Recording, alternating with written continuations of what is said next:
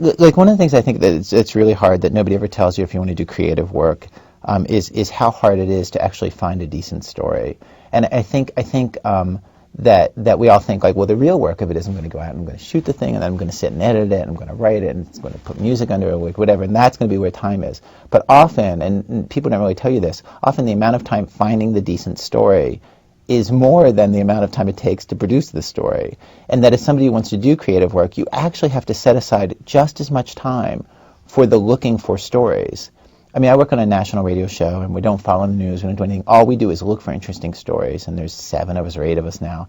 And I gotta say, like, more than half of our week is simply engaged in the looking for stories and then trying stuff out. And, like, we're really good at our jobs, right? We're as good as, anybody who does this kind of thing. And I gotta say, like, we take around out a lot of stories, and between a half and a third of everything that we try, we'll go out, we'll get the tape, and then we kill it. And you should think of it the same way. That, like, you thought it was going to be good, you went out, you did the interview, the person wasn't such a great talker, they weren't so funny, they weren't so emotional. Somehow when they told it to you in person with the camera, it wasn't the way they told you when they talked to them on the phone beforehand. They just got a little intimidated by the camera. Just something in the chemistry was wrong. You can't even name what it is and why even bother to try.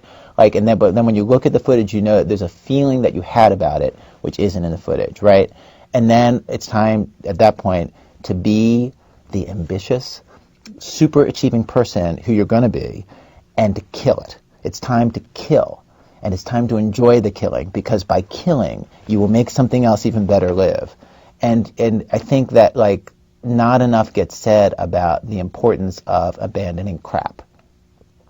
And one thing that you should know is that all video production is trying to be crap.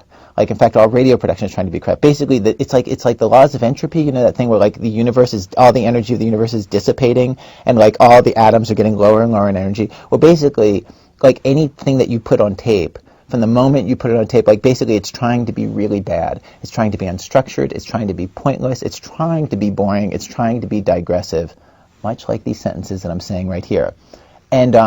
And pretty much you have to prop it up aggressively at every stage of the way if it's going to be any good.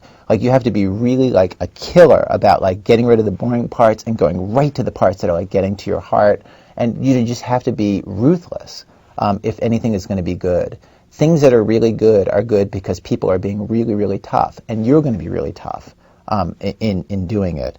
And you're going to know also that, like, failure is a big part of success. Suddenly I sound like some Michael Jordan ad, but, like, you know what I mean? Like you're going to, like, run a lot of stuff and it's going to go nowhere. And you should be happy about that. If you're doing that, you're doing it right. If you're not failing all the time, you're not creating a situation where you can get super lucky. And basically, like, a lot of video and radio production, a lot of broadcasting is just in the purest way about luck. Like, really, you just want to be in a situation where you're doing enough material, where you're doing enough interviews every week, where, like, you have put yourself on a schedule so that you know every week you're going to interview somebody about something. And through that, once a month, maybe once every 6 weeks, you're going to stumble on somebody who is so compelling and a story that's so great that it makes those other 5 weeks worth it. And I don't know, it's like people don't talk about this that much, that you have to kind of go into it knowing that you got to record and get rid of a lot of crap before you're going to get to anything that's special. And you don't want to be making mediocre stuff. You know what I mean? Like, that's not why anybody gets into this. The only reason why you want to do this is because you want to make something that's so, like, memorable, it's special. And that's what you want to do. One other thing that